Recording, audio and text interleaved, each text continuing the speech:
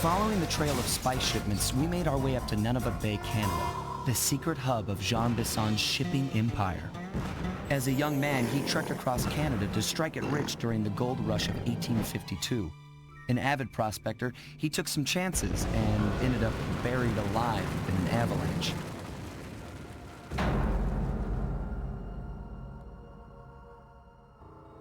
Miraculously, the quick freeze kept him alive, and 120 years later, thanks to global warming, he thawed out.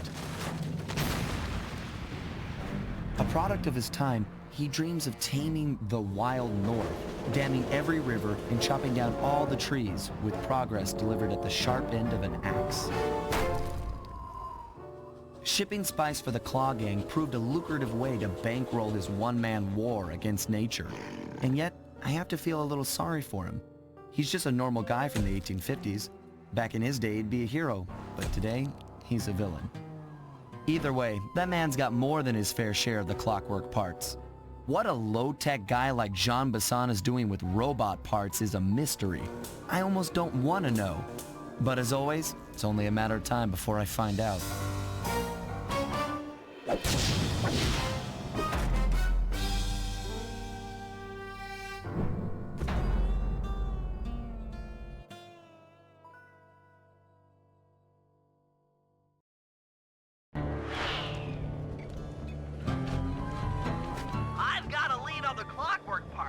Head through town and out into the wilderness.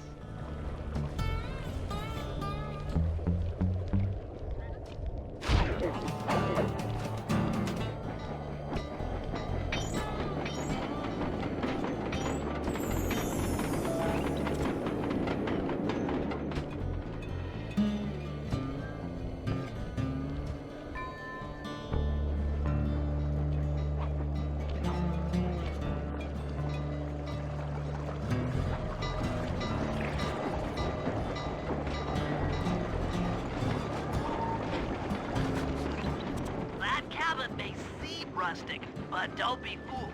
It's the control center for Jean Bisson's trade empire. Sneak inside and raid his files. You're sure to find out where he keeps his clockwork parts. Ransacking his files doesn't sound hard. Now, climbing up a sheer rock wall, that'll be a challenge. You're in luck. Before Jean Bisson took over, this used to be a popular destination for rock climbers. Some of their old wall hooks are still around. I'm guessing I just jump and hit the circle button to latch on. That's right. And remember to lean back before you spring off the hook. You'll get more altitude. Thanks for the tip. I'll give it a try.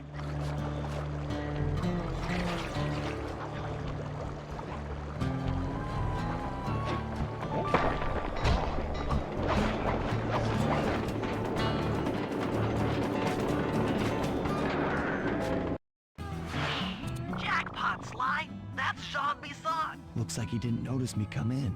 Just stay out of sight and take a picture of each of his trade routes. They should narrow our search for his share of the clockwork parts. All right, I'm on it. Hello, Arpeggio here. Salutations, Mr. Arpeggio. Y'all got time to shoot the breeze? Of course, for you, chum, always. Although must be communicated through that dreadful speakerphone. Yeah, I can think better while my legs move. Pumps blood to your brain. Yes, of course. One must keep blood in one's brain. But do tell, is there some pressing matter you'd like to discuss? First off, are you still coming on schedule to get that Northern Lights battery? Yes, we're well underway. My blimp should arrive at the end of the week. Bullseye. For second, when you gonna give me a look-see at that clockwork brain of yours? I'd sure like to buy it off you. Be song, you covetous troglodyte. You've already got the lion's share of the parts. Would you take my meager portion of the rope? Sly, did you hear that? Bisson's hidden the Iron Horse blueprints in his trophy baths. Head for the fish on top of the... Excellent! Now get out of that cabin before you're spotted. Easy there, partner. You're all up in a lather. It's just that I found some real use for the clockwork parts I got. Why, I put 3 of them in the... After analyzing Bisson's Zod's decorating techniques, I think we'll find the other trophy bass above the mantle in the 2 remaining cabins.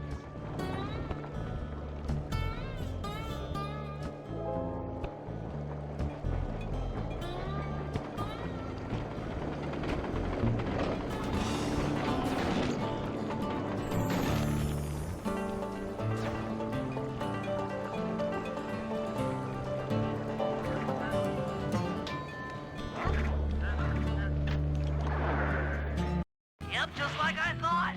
Get to the fish above the mantle and steal those blueprints.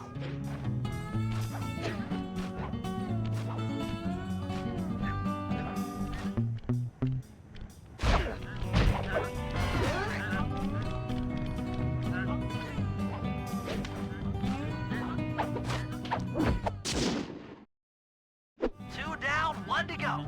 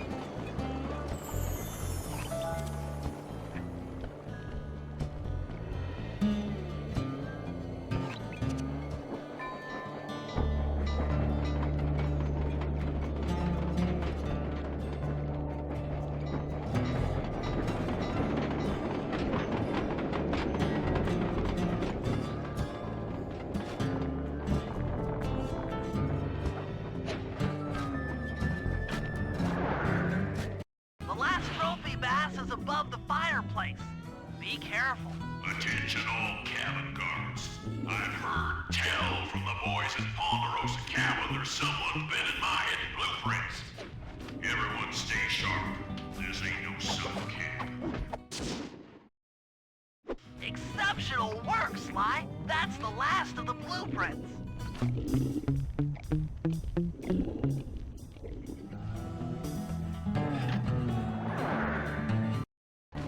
Armed with all 3 blueprints, we should be able to isolate and track the Iron Horse trains through that satellite dish. Top of the mountain, huh? Shouldn't take long.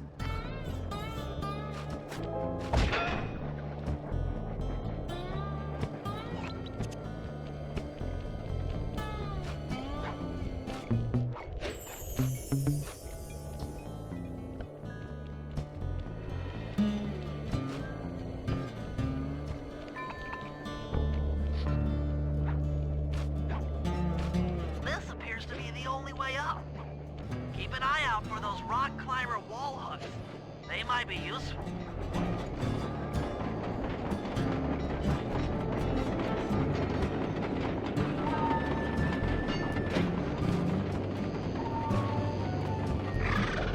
This is great.